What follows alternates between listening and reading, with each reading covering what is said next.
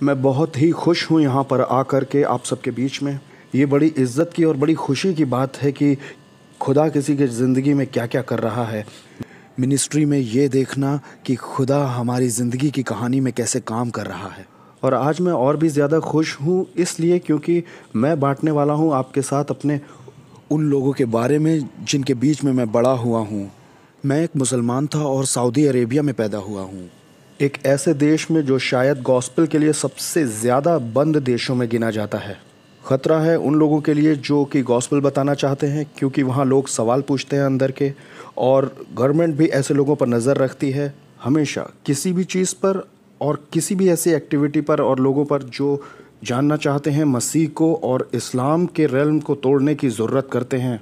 तो अब जब मैं आपसे बांटने जा रहा हूँ उनके बारे में, तो आप याद रखिएगा उन्हें और उनके लिए दुआ कीजिएगा ताकि मालिक उनकी ज़िंदगी में काम करता रहे और उनके दिलों को नरम बनाता रहे जो कि उस पर्टिकुलर ग्रुप में आते हैं।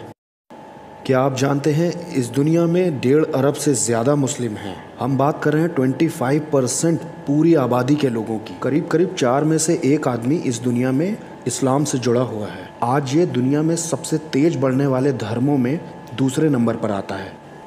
और यहाँ भी हमारे इस देश में भी और कई बार हम इस्लाम के विश्वास के बारे में सवाल तो पूछते हैं, लेकिन ये जो सवाल पूछे जाते हैं ये ज़्यादातर डर के मारे पूछे जाते हैं, ना कि इसलिए कि हमें उन तक पहुंचने की कोई इच्छा है। और सही में अगर देखें तो 11 सितंबर के उस हमले ने हम सबों की आंखें खोल दी हैं उस सच्चाई के बारे में कि इस्लाम आखिर सिखाता क्या है और इस्लाम के मानने वाले वो बंदे किस हद तक जाना चाहते हैं। और मैं भी उनमें से था जो ज़िंदगी के किसी मोड़ पर खुदा के लिए कुर्बान होना चाहता था। कुछ इस तरह के धर्म से हम डील करने जा रहे हैं। सोचिए, अपनी ज़िंदगी का ज़्यादातर समय मैंने सऊदी में अपने घर में बिताया है। मैंने उस किताब को जिसे कुरान कहते हैं 12 साल की उम्र में ही आधे से ज़्यादा याद कर लिया था और मेरा गोल था कि मुझे उसे पूरा याद करना था। और मैंने ऐसा इसलिए किया क्योंकि इस्लाम काम करने का धर्म है और जो कुछ भी आप करते हो इस खुदा को खुश करने के लिए जिसे आप मान रहे हो वो आपको आखिरत के दिन में काम आएगा। जन्नत को पाने के लिए ये काम ही आपकी मदद करेंगे। हालांकि एक मुसलमान को बड़ा किया जाता है इस विश्वास को करने के लिए कुछ चीज़ों पर, जिसे मैं कहूँगा इस धर्म की साइकोलॉजी। आप बड़े किए जाते हैं इस सोच के साथ कि इस्लाम ही बस एक आखिरी धर्म है जो कि खुदा की नज़र में सही है, एक तरह से आखिरी रास्ता है। और अगर आप इस धर्म के मानने वाले नहीं हो तो आपके लिए कोई उम्मीद नहीं है कि आप पहुंच सकें जन्नत तक या अफलाक तक। इस्लाम सिखाता है कि इस्लाम के पैगंबर ही आखिरी पैगंबर या नबी हैं, यहाँ तक कि इनसे पहले भी जो पैगंबर हुए हैं यीशु को मिलाकर भी कुरान यीशु को भी नबी कहती है। उन सब को खुदा ने भेजा कभी ना कभी किसी न किसी खास मोड़ पर इतिहास में, सिर्फ कुछ खास लोगों तक ही और कुछ खास पैगाम के साथ। लेकिन 1400 साल पहले जब इस्लाम का पैगाम आया तो ये इकलौता और आखिरी पैगाम है जो भेजा गया है सारी इंसानियत को। और इस्लाम ये भी सिखाता है कि खुदा की तरफ से आखिरी रेवलेशन कुरान ही है और इससे पहले आई हुई जितनी भी किताबें हैं या तो वो खो गई हैं और या तो करप्ट हो गई हैं, जैसा कि बाइबल भी। और इस तरह के माइंडसेट के साथ आप एक एज ए मुस्लिम बड़े होते हैं और इस तरह की मानसिकता के साथ कि आप एक ख़ास तरह के ग्रुप का हिस्सा हैं और बड़े चुने हुए लोग हैं जिसका फ़ैसला खुदा ने ले लिया है कि अब बस तुम ही लोग हो जो कबूल किए जाओगे, बस उसकी बादशाहत में। इन्हीं बातों को सोचते हुए जब मैं बड़ा हो रहा था तो मैं लोगों को, वो जो इस धर्म के नहीं मानने वाले हैं, उनको बड़े नीची नज़र से देखने लगा था।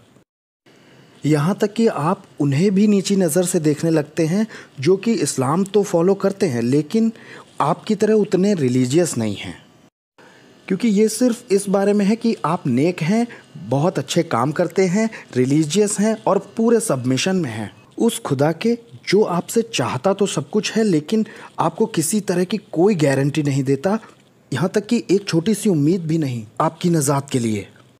यहाँ तक कि आप आगे निकलकर उसके लिए कुर्बान भी होना चाहें तब भी नहीं। और सच में मैं भी एक समय ऐसा ही करना चाहता था, ये मानकर कि यही सिर्फ एक रास्ता है जिससे मेरे गुनाह माफ़ हो सकते हैं। मेरी ये उम्मीद थी कि इस खुदा के लिए अगर मैं लड़ता हूँ और मरता हूँ तो मैं जन्नत जा सकता हूँ। और 1979 में सोवियत ने जंग की अफ़गानिस्तान के साथ, और बहुत से मुसलमान लोग अपना देश छोड़ के गए उस लड़ाई में लड़ने के लिए, और मैं भी वैसे ही जाना चाहता था। लेकिन मैं वहाँ सवाब के काम कमाने के लिए नहीं बल्कि लड़कर मरने के लिए जाना चाहता था, ये मानकर कि यही मेरी उम्मीद है उस नजात को पाने के लिए। और उस वक्त मेरी माँ बीच में आ गई ऐसा करने से मुझे रोकने के लिए, और इसे मैं अपना पहला मिरेकल मानता हूँ खुदावंद को जानने के अपने इस सफ़र में पहला। अगले 2 साल में मैंने अपना स्कूल ख़त्म किया और मैं इस्लामिक यूनिवर्सिटी मक्का में आ गया, जो कि सिर्फ 45 मिनट की दूरी पर था जहाँ मैं रहता था वहाँ से। और मैं वहाँ गया और शरिया पढ़ना शुरू किया, और मैं चाहता था शरिया स्कॉलर बनना और आगे चलकर जज भी बनना चाहता था। लगभग 1.5 साल बाद मैं नहीं जानता क्या हुआ, लेकिन खुदावंद ने मेरा मन मोड़ दिया इस ख्याल से।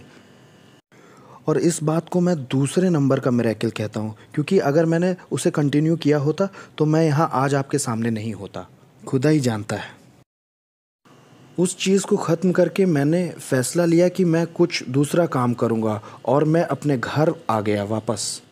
वहाँ की लोकल यूनिवर्सिटी से मैंने इंजीनियरिंग की पढ़ाई आगे की। जब मैं ग्रेजुएट हो गया तो मेरे वालिद ने मुझे बिल्कुल सरप्राइज़ कर दिया, ये बोलकर कहा कि तुम क्या वेस्ट जाना चाहोगे, या तो यूरोप या तो फिर यूएसए, ताकि तुम वहाँ से ग्रेजुएट डिग्री ले सको। क्या आप जानते हैं, मुसलमान होने के नाते हम जितने मुसलमान हैं, चाहे वो मिडिल ईस्ट में हो या किसी अपने और देश में, हम वेस्ट के बारे में सोचते हैं कि वेस्ट बड़ी ख़राब सोसाइटी है। हम हर चीज़ का ज़िम्मेदार वेस्ट को मानते हैं, हमारी सारी प्रॉब्लम का ज़िम्मेदार। हम उन्हें ब्लेम करते हैं कि वो हमारे दुश्मन हैं और वो हमारे ख़िलाफ़ ही प्लॉट करते रहते हैं। और हम उन्हें इतना करप्ट सोसाइटी इसलिए मानते हैं क्योंकि हमें लगता है कि उनकी बाइबल करप्ट हो चुकी है। हमें लगता है कि वो सब क्रिश्चियन पैदा तो हुए हैं लेकिन अब इतने फेथफुल क्रिश्चियंस हैं नहीं, और अगर वो फेथफुल क्रिश्चियंस हैं भी तो उसका कोई मायने नहीं है क्योंकि उनकी बाइबल ही करप्ट हो चुकी है। ये सब तो था, लेकिन उसके बाद भी जब मेरे वालिद ने कहा तो मैं बड़ा एक्साइटेड था वेस्ट जाने के लिए। आज मैं इसे एक तरह की धोखाधड़ी कहना चाहूँगा। ऐसी जगह मुझे क्यों जाना चाहिए जो मैं नापसंद करता हूँ, लेकिन देखिए फिर भी मैं जाना चाहता हूँ ताकि मुझे वो इज़्ज़त शोहरत मिले कि मैंने डिग्री ली है फ़लानी यूनिवर्सिटी से। तो जाहिर सी बात है मैंने अपने वालिद का वो आइडिया रिजेक्ट नहीं किया। फिर आगे मैंने एम्बेसी से इजाज़त लेने के लिए अप्लाई किया, और जब हो गया तो जिस यूनिवर्सिटी ने मुझे आने के लिए लेटर भेजा वो था UOFA। Hold your horses.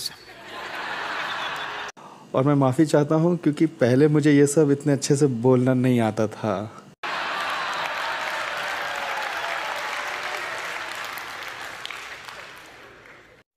तो आखिर मैंने कर दिखाया, और जो कोई मुझसे मिलता वो यही कहता कि वहाँ का माहौल ज़रा रेगिस्तानी है। तो मैंने कहा जहाँ मैं रहा हूँ वो भी तो वैसा ही है, लेकिन जब मैं यहाँ आया तो वहाँ बिल्कुल अलग था और कुछ और भी था। मैं अपनी ज़िंदगी में ज़्यादातर इंग्लिश पढ़ता हुआ आया हूँ। जिस चीज़ की सबसे ज़्यादा मुझे चिंता थी वो था कल्चरल शॉक, यानी कि तहज़ीब के मामले में। मेरे देश में मेरे जो कई दोस्त थे जो मेरी ही तरह बड़े रिलीजियस थे, और हम लोग जो दाढ़ी रखते थे और हमेशा मस्जिद जाया करते थे और समय समय पर अपने मजहबी रस्में निभाया करते थे, उनमें से बहुत सारे जब जाते थे एक छोटी सी छुट्टी मनाने के लिए गर्मियों में, और वो आते थे चोटी रखे हुए और दाढ़ी गायब किए हुए, और मैं उनसे पूछता कि भाई हुआ क्या, और मैं समझ गया कि वहाँ की तहज़ीब का बड़ा ज़ोर है और मुझे इसकी चिंता भी थी। और मैंने अपने आप को समझाया कि मेरी इस ट्रिप का मकसद होगा कि मैं लोगों को इस्लाम में कन्वर्ट करूं, और ये था मेरा सच्चा जुनून। मैंने कभी सोचा ही नहीं कि इंग्लिश किसी तरह की प्रॉब्लम करेगी, जब तक किसी ने ये नहीं पूछा कि व्हाट्सएप, और मैंने ऊपर देखा। मैं यही नहीं जानता था कि आखिर ऊपर है क्या। और फिर जब लोग मुझसे पूछते व्हाट इज़ गोइंग ऑन, तो मैं कहता कि ये तो मैं भी नहीं जानता कि हो क्या रहा है। कुछ लोग मेरी टांग खींच रहे थे और कुछ लोग मेरा दिमाग खा रहे थे, और कहने की ज़रूरत नहीं है ये ज़बान मेरे लिए थोड़ा अनकंफर्टेबल हो रही थी। 50 to 60% तो मुझे समझ में आ रहा था, लेकिन बाकी ऊपर नीचे हो जा रहा था। मैंने अपने टीचर के पास जाके कहा कि देखिए, मुझे लगता था कि मैं तैयार हूँ, लेकिन अब लगता है नहीं हूँ। वो हंसने लग गई और बोली कि इसे कहते हैं बोलचाल वाली ज़ुबान। उन्होंने समझाया कि घबराओ मत और अमेरिकन स्टूडेंट्स के साथ, उनकी फैमिलीज़ के साथ, अपने पड़ोसियों के साथ अच्छे ताल्लुकात बनाओ और ध्यान दो कि वो किस तरह के जुमले बोलते हैं और सवाल पूछते हैं, और समय के साथ साथ तुम्हें आ जाएगा। लेकिन अगर तुम इसमें महारत हासिल करना चाहते हो तो हमारे पास कैंपस में ही एक ऑर्गेनाइजेशन है जिसे हम फ्रेंड्स ऑफ इंटरनेशनल कहते हैं। तुम उसमें साइन अप कर लो और वो तुम्हें किसी आदमी से मिलवा देंगे या तो फिर फैमिली से, जो तुम्हारे साथ मेहनत करेंगे तुम्हारी लैंग्वेज को इम्प्रूव करने में। और उन्होंने बस एक छोटी सी बात नहीं बताई कि वो एक क्रिश्चियन मिनिस्ट्री है। अब मैं गया और मैंने साइन अप किया और 2 हफ्ते के बाद मुझे वहाँ से भी लेटर आ गया कि हम आपको एक फैमिली से मिलवा रहे हैं। और 2 दिन के बाद उस फैमिली से शौहर ने मुझे फ़ोन किया, अपने बारे में बताया और हमने पहली बार मिलने का फ़ैसला किया। अभी इस समय तक मैं जिस से मिला था मुझे यही लगता था कि वो सब एक क्रिश्चियंस हैं। उनमें और टीवी और फिल्मों में दिखाई देने वाले लोगों में बहुत ज़्यादा अंतर मुझे दिखाई नहीं दिया जब तक मैं इस परिवार के लोगों से नहीं मिला था। ये फैमिली बहुत ही डिफरेंट और बहुत ही स्पेशल थी। उनका लाइफस्टाइल अलग था, एटीट्यूड अलग था, उनकी मोहब्बत और दरिया दिली बहुत अलग थी। और मैं उनके बारे में कह सकता हूँ कि उनके अंदर असली दिली इच्छा थी मेरी मदद करने की, या जो भी वो कर सकते हैं मेरे लिए। मुझे याद है कि एक इंग्लिश स्कूल की सेरेमनी थी और मैं स्टार्ट करने ही वाला था कि उन्होंने मुझे सरप्राइज़ कर दिया वहाँ आकर उस सेरेमनी में, फ्राइडे के दिन, वीकेंड्स पर। और उनकी इस बात ने मेरा दिल छू लिया। ये सब होने के बाद भी मैं किसी मजहबी बातचीत में उनके साथ नहीं पड़ता था, भले मेरी इच्छा थी कि मैं उन्हें कन्वर्ट करूँ इस्लाम में। मुझे लगता था मैं उस बातचीत में पढ़ने के लिए अभी तैयार नहीं हूँ, अभी तो मैं सीख ही रहा हूँ कि किस तरह से कन्वर्ट करते हैं। उस परिवार के साथ 7 या 8 महीने हुए होंगे ताल्लुकात बने हुए, तभी मैंने फ़ैसला किया कि मैं अपने आप को और बढ़ाऊँगा और मैंने दूसरी यूनिवर्सिटीज़ में अप्लाई किया। ज़्यादा समय नहीं लगा और मुझे ASU ने एक्सेप्ट कर लिया। आप कह सकते हो कि एक शैतान बचाया गया है, मुझे बुरा नहीं लगेगा। वहाँ से निकलकर मैं यहाँ आ गया और मैंने अपनी डिग्री कंप्लीट की। और इन 3 सालों के बीच में मैंने इस मज़हब के कल्चर को सीखना शुरू किया, जो आज़ादी इस मज़हब में है। जैसे बहुत से लोग, आप जानते हैं, अपने आप को क्रिश्चियंस कहते ही नहीं हैं। मैं ऐसे लोगों से भी मिला जो खुदा के बारे में बात भी नहीं करना चाहते। कुछ लोग ऐसे मिले जो कहेंगे कि मैं कभी कभार ही चर्च जाता हूँ, या इस ओकेजन पे या उस ओकेजन पे ही जाता हूँ। और ये जानकर मैं इस सच्चाई से रूबरू हुआ अपने दिल दिमाग में कि हर चीज़ जो मैंने सीखी है क्रिश्चियनिटी के बारे में अपने घर पर, वो सच नहीं है। और हर कोई जो पैदा हुआ वो क्रिश्चियन नहीं है या इस धर्म का वारिस नहीं है। इससे थोड़ी दिक्कत तो हुई, लेकिन मैं तब भी यही मानता था कि इस्लाम ही सच है। मुझे लगा हो सकता है जो अंदाज़ा इस्लाम लगाता है अपनी टीचिंग में, वो शायद थोड़ा गड़बड़ है। और इन बातों को मैंने अपने मन में ही रखा। अपना ग्रेजुएशन ख़त्म करने के लगभग 2 साल बाद मैं एक और जवान आदमी से मिला। जहाँ मैं काम करता था वो एक मसीही विश्वासी था और उसने मुझे तुरंत उस फैमिली की याद दिला दी जो मुझे सालों पहले मिली थी। वैसे मैं बता दूं कि जब मैंने छोड़ा तो हमारे ताल्लुकात ख़त्म हो गए और मैंने कभी जहमत नहीं उठाई उनसे बात करने की भी। और अब तक मुझे बड़ा हौसला आ गया था और मैं बात करना सीख गया था। अब मैं बातचीत शुरू कर सकता था उनसे और उनके परिवार से, उनकी पत्नी से। और अब ये जो नया ताल्लुकात बना था इन 2 सालों में, उसमें मैंने शुरू किया उनसे इस्लाम के बारे में बात करना। मैं ये सोच रहा था कि मैं उसे सरप्राइज़ कर दूंगा ये इन्फॉर्मेशन शेयर करके कि तुम्हारी बाइबल करप्ट हो चुकी है और इस्लाम सच्चा है। और भी कई सारी सच्चाइयाँ जो मुझे बताई गई थी कि तुम 3 खुदाओं को मानते हो और क्रूस तो कभी हुआ ही नहीं था। और मैं इसलिए सरप्राइज़ हुआ कि किसी बात से वो हिला ही नहीं। दरअसल मैं जो भी उसके सामने डालता उस बात को झूठा साबित करने के लिए उसके पास तर्क थे। और मैं थोड़ा परेशान हुआ। मुझे लगा कि मैं अभी शायद रेडी नहीं हूँ इस्लाम के बारे में शेयर करने के लिए या किसी को इस्लाम में लाने के लिए। लेकिन जो सवाल वो मेरे ऊपर दागता था वो मेरे अंदर ही रहते थे और मैं घर जाता और जो कुछ उसने कहा है उसे सोचता था। जैसे कि वो क्यों रिजेक्ट करता है कि क्रूस कभी नहीं हुआ, और वो क्यों इस बात पर यकीन करता है कि बाइबल खुदा का कलाम है। और बहुत सी बातें, जैसे वो क्यों मानता है कि यीशु शरीर में आया हुआ खुदा है। और मैं अपने समय में अपनी जांच पड़ताल को जारी रखता था और मैंने महसूस किया कि इंजील में जो क्रूस की घटना दी है उसमें बहुत सी बातें बाकी हैं जो मुझे बताई नहीं गई या जिस पे मैं भरोसा करता हूँ उसमें। आप ऐसा कह सकते हो कि उन दोनों फैमिलीज का खुदा ने इस्तेमाल किया अपने नजात का बीज बोने के लिए। और मैं एक ऐसे मुकाम तक आ गया जहां मेरा हौसला बिल्कुल टूट चुका था अपने ईमान में। अपनी किसी भी तरह की रिलीजियस ड्यूटीज को पूरा करने में मेरा इंटरेस्ट खत्म हो गया था। और बात यहाँ तक आ गई कि मेरे दोस्त जो मेरे साथ काम करते थे, जो इतना रिलीजियस भी नहीं थे, वो भी बोलने लगे कि ऐसा कैसे हो सकता है कि तुम रोजे ना रखो और दुआ के लिए समय ना निकालो। आप जानते हैं शैतान भी एक तरह से हमला करता है जब वो आपको सच ढूंढने से रोकना चाहता है, और वो कुछ भी करता है, किसी को भी हथियार बना के इस्तेमाल करता है। लेकिन खुदा बहुत फजल करने वाला और बहुत दया करने वाला है। मेरे साथ उसने बहुत पेशेंस दिखाया। सन 2001 में संडे के एक दिन मई में अपने दोस्तों के कई बार चर्च में इनवाइट करने के बाद मैंने उस संडे को ये फैसला किया कि चाहे जो भी कारण हो लेकिन मैं चर्च जाऊंगा। मैंने कहा जो मेरे अंदर एक छुपी हुई बात थी, मैं बोला मैं चर्च तो जाऊंगा, वहाँ बैठूंगा, वहाँ सीखूंगा उनके उन सरमन से जो वो देते हैं मेरे दोस्त को या वैसे ही फैमिलीज़ को, और उनसे बातें निकाल कर मैं इस्तेमाल करूंगा उन बातों का उन्हें कन्वर्ट करने के लिए इस्लाम में। और एज ए इंजीनियर ये मुझे लगा बड़ा अच्छा प्लान है, और पाक रूह को भी शायद ऐसे ही लगा। I arrived. मैं गया उस दिन और मैं वहाँ बैठा सबसे पीछे वाली रो में। मैंने देखा उन्हें गाते हुए और खुदावंद में खुश होते हुए, और बाद में प्रीचर ने प्रीच करना शुरू किया। वो पूरा सरमन मेरे ही ओर था। मैं तो परेशान हो गया। मुझे लगा मेरे दोस्तों ने कहीं पास्टर को बता तो नहीं दिया कि आज मैं भी आया हूँ। और मैं अगले संडे गया और फिर वैसा ही हुआ। मुझे लगा पूरा मैसेज मेरे ही बारे में है। हर संडे मैं जा रहा था और खुदा का पैगाम मेरे जैसे मुझे दिमाग में रख के बनाया गया हो। तब उन्होंने यूहन्ना की अंजील से कलाम देना शुरू किया। उनकी एक सरमन सीरीज जो यूहन्ना की अंजील से थी चल रही थी, और वो 5 साल पहले उन्होंने शुरू की थी।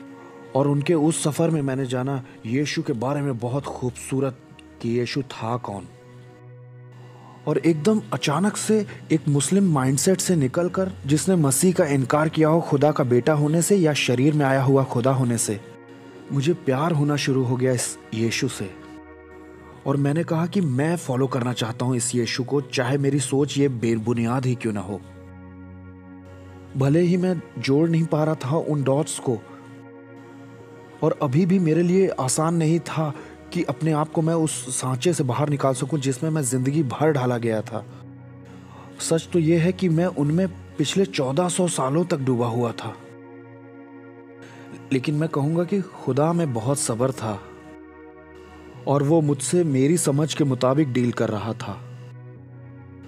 11 सितंबर का हमला हुआ, और जो हुआ था मैं उससे बहुत डिस्करेज था, क्योंकि मुझे ये पता था कि ये किया क्यों गया है। अपने ज़िंदगी के भी एक मुकाम पर मैं भी ऐसा ही करना चाहता था, कम से कम अफगानिस्तान में जहां मैं जाना चाहता था।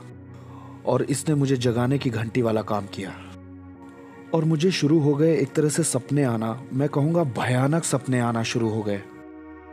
हर बार एक ही तरह का, जितनी भी बार मैंने देखा एक ही तरह का सपना कि मैं मर गया हूँ और मैं खुदा के तख्त के सामने खड़ा हूँ, और खुदा मुझसे एक बहुत आसान सवाल पूछ रहा है, तुमने मेरे बेटे को क्यों रिजेक्ट किया? और मेरे पास उसका कोई जवाब नहीं था।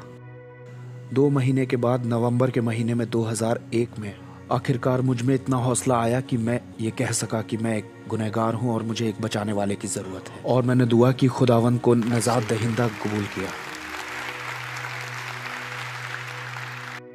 और वहाँ से लगभग आज से 12 साल पहले मैंने खुदा के हाथ को अपने साथ देखा। मिनिस्ट्री के दरवाजे मेरे लिए खुलने लगे, और मैंने तुरंत ये महसूस किया कि मेरी बुलाहट है सिखाना, तैयार करना और हौसला अफजाई करना। और मैं आपको बताऊं, उस समय तक मुझे यही नहीं लगता था कि मैं 2 लोगों के सामने भी खड़े हो सकता हूँ और बात कर सकता हूँ।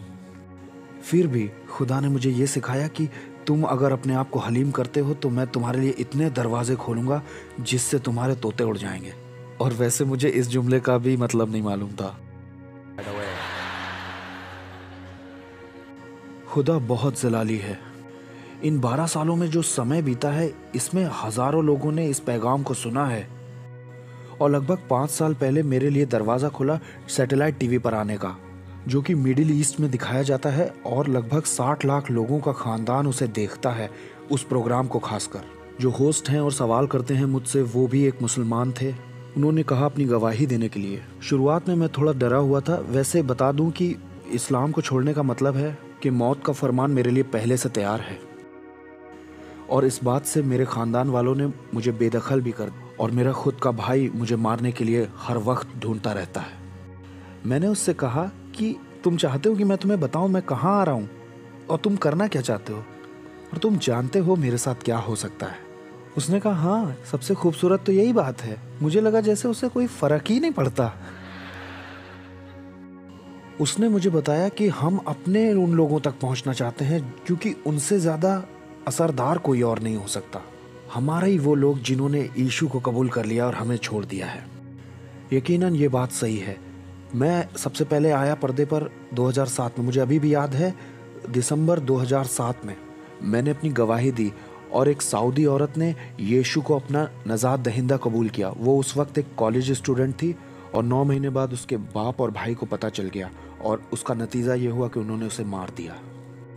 ये है जिसके साथ हम डील कर रहे हैं। बाद में भी उस शो में मैं कई बार आया और हज़ारों हज़ार लोगों ने उस पैगाम को सुना है और उस टीचिंग को सुना है। और 3 साल पहले अभी हमने एक और ख़तरनाक प्रोजेक्ट शुरू किया है उसी मिनिस्ट्री के साथ, और उनके साथ एक किताब भी लिखी है, द कुरान डिलेमा करके। कुरान की कमियों की खोजबीन करना और मेरे अमान भाई और बहनों को बताना कि जिस किताब को वो सबसे ज़्यादा दिल से मानते हैं, एक परफेक्ट किताब या इकलौती किताब जिसे खुदा ने बस बाइबल से भी ऊपर करके बचा लिया है, उसका अपना कोई मायने नहीं है सिवाय पन्नों के। और एक बार अगर उनकी बुनियाद हिल गई तो ज़रूरी हो जाएगा उनके लिए खोजना उस बुनियाद को जो सच्ची है, जो हमारा खुदावंद यीशु मसीह है। ये है पूरी बात। मैं आपको और भी बहुत सी इनकरेजिंग स्टोरीज बता सकता हूँ, लेकिन जब ट्यूसडे को हम मिलेंगे तो मुझे खुशी होगी सवालों के जवाब देने में कि वो किताब क्या कर रही है और उसका क्या असर पड़ रहा है। मैं टीवी और सोशल मीडिया पर इस्लामिक डिलेमा करके मिनिस्ट्री कर रहा हूँ, तो खुदा ने मुझे बहुत बरकत दी है और मौके दिए हैं सिर्फ एक मकसद से। इसलिए नहीं कि इसमें मैंने कुछ कर दिखाया है, बल्कि ये वो है जिसने मुझे इस मुकाम तक पहुँचाया है। उसने मेरी दिलचस्पी इस पैगाम में पैदा की ताकि आपको सिखाऊं और आपकी हौसला अफजाई करूं। और मेरी उम्मीद है और मैं दुआ करता हूं कि आप जब इस कमरे से बाहर जाएंगे तो किसी भी तरह का डर, चाहे वो इस्लाम का हो या मुसलमानों का, वो बस पूरी तरह से निकल जाए, ताकि बाहर जाकर अब उन्हें आप और भी ज़्यादा मोहब्बत कर सकें।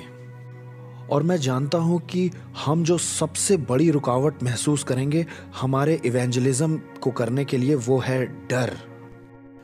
मेरा मतलब है कि हम में से ही कई लोग ताज्जुब करेंगे कि क्या हम में इंजील को बांटने की ताकत है, क्या हमें सारे तरीके मालूम हैं, क्या हम में इतनी ताकत है कि हम इतने बड़े इश्यूज़ पर बहस कर सकें, क्या मैं जिससे बात कर रहा हूँ उसे बुरा तो नहीं लग जाएगा या वो चिढ़ तो नहीं जाएगा।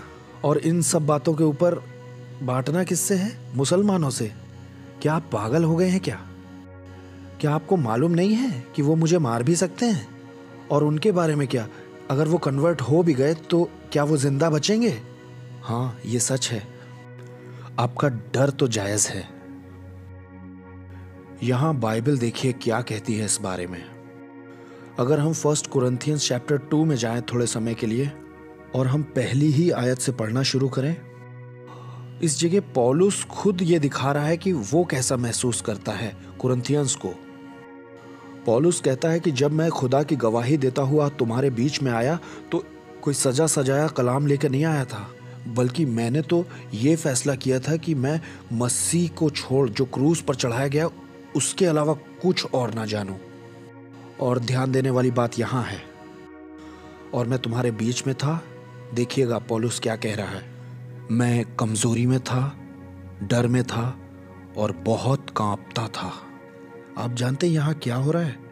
ये पौलुस है जिसने आधा नया नियम लिखा है, जिसे रसूल कहा है खुद खुदा ने और मसीह ने। वो भी ये ऐलान कर रहा है हमसे बिल्कुल ट्रांसपेरेंट होकर कि वो जहां जाता है उसे डर लगता है गॉस्पेल बताने में। उसकी बात का क्या नतीजा निकला कि अगर आप डरते हैं तो आप में हुनर है गॉस्पेल बताने का। ये मतलब है इस बात का, और आप में ये डर होना भी चाहिए। क्योंकि आपके पास एक बेशकीमती खबर है बताने के लिए, जिसे दुनिया को जानना ही है। दूसरी एक और बात है जिसके बारे में हमें बड़ा होशियार रहना है, वो है कि हमें हमेशा तैयार रहना है जवाब देने के लिए, आप कहना चाहें तो डिफेंस के लिए, उन लोगों से जो सवाल करने वाले हैं हमसे हमारी उम्मीद के बारे में। ये पहले पत्रस 3:15 में लिखा है। वैसे हम सबको एक तरह से अपोलोजिस्ट बुलाया गया है इस आयत के वसीले से। हम सब लोगों से यह एक्सपेक्ट किया गया है कि हम जानें कि हम अपनी उम्मीद के बारे में कैसे जवाब देंगे। ये हमारी गवाही के जितना ही आसान होना चाहिए कि आखिर यीशु हमारा खुदा क्यों है। कोई बहाना नहीं चलेगा, हमें कोई बहुत बड़ा स्कॉलर बनने की जरूरत नहीं है और इवेंजलिज्म के लिए कोई सेमिनार करने की। हमारे खुदावंद ने अपने पहाड़ी पैगाम में हम सब से ये एक्सपेक्ट किया है, मत्ती 5 में 14 से 17 में, कि हम सब इवेंजलिस्ट हों। जब उसने कहा कि तुम दुनिया की रोशनी हो, उसने ये नहीं कहा कि तुम लोगों में से कुछ ही लोग रोशनी हैं। तुम एक रोशनी हो ऐसे नहीं, तुम एक खास रोशनी हो इस दुनिया की। इसलिए तुम्हारी रोशनी लोगों के सामने कुछ ऐसी चमके कि जिससे वो तुम्हारे काम देखकर तुम्हारे आसमानी बाप की तारीफ करें। मेरे केस में तो ऐसा ही हुआ जब मैंने उन दोनों परिवारों में मसीह की रोशनी देखी।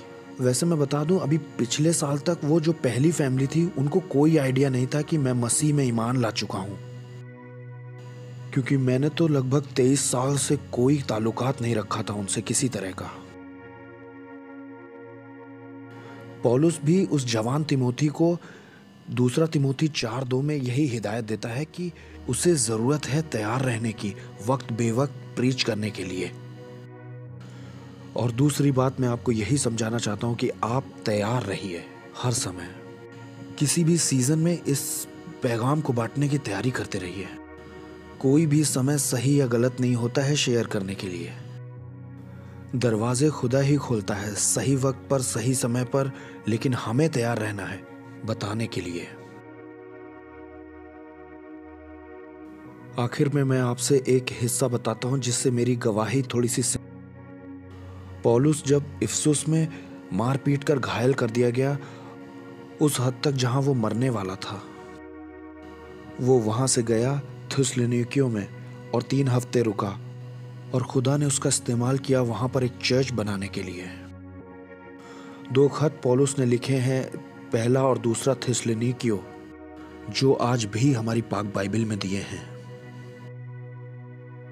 और अपने पहले खत में वो इस बात को समझाने की कोशिश कर रहा है थिस्सलुनीकियों के लोगों को कि वो उनके बारे में कैसा महसूस करता है और उसने क्यों ये फैसला लिया कि वो इंजील को यहां बांटेगा। पहला थिस्सलुनीकियों 2 चैप्टर 8वीं आयत, वहां पौलुस ये कहता है, तुम लोगों से बेपनाह मोहब्बत होने की वजह से हम तैयार हो गए खुदा की अच्छी खबर सुनाने के लिए, बल्कि तुम्हारे लिए अपनी जान भी देने के लिए, खुद को देने के लिए तैयार हो गए, अपनी खुद की जान। क्यों? क्योंकि तुम हमारे बहुत अजीज हो गए थे। मैं बताता हूं पौलुस क्या कह रहा है। याद रखिए, आज जो पौलुस बोल रहा है वो विश्वासियों से बोल रहा है, वहां उनके पास आने से पहले और उन्हें गॉस्पेल देने से पहले। इसका क्या मतलब है? जब वो बुत परस्त थे उस वक्त जेंटाइल्स थे और मसीह को और खुदा को नहीं जानते थे और अभी तक नजात भी नहीं पाए थे। वो कहता है कि वो उनसे मोहब्बत करता है और फैसला करता है उनसे गॉस्पेल बांटने का, सिर्फ शब्दों से नहीं बल्कि अपने लाइफ स्टाइल से। चाहे उसका यही मतलब हो कि उसकी खुद की जान कुर्बान हो सकती है। अभी उसे मारा गया है बड़े पत्थरों से, फिर भी उसकी इच्छा है कि वो नए फिरके के लोगों को इंजील का पैगाम दे। क्या आप लोगों की इच्छा होती है इंजील बताने की उन लोगों से जिनको अभी आपने देखा भी नहीं है? क्या आप ऐसे लोगों के लिए दुआ करते हैं जिनसे अभी तक आप मिले नहीं हैं अपनी जिंदगी में कभी भी? क्या आप मुसलमानों के लिए दुआ कर रहे हैं? मॉर्मन्स के लिए? नास्तिकों के लिए? क्या आपका दिल है कि वो लोग भी जाने मसीह को, हमारे खुदावन को? क्योंकि यही बात तो कलाम सिखा रहा है। देखिए, इवेंजलिज्म स्टेप 1, स्टेप 2 और स्टेप 3 नहीं है। ये कोई डिग्री पा लेना भी नहीं है। आप एक मॉडल या एक स्टाइल फॉलो कर रहे हैं, ये भी इसका मतलब नहीं है।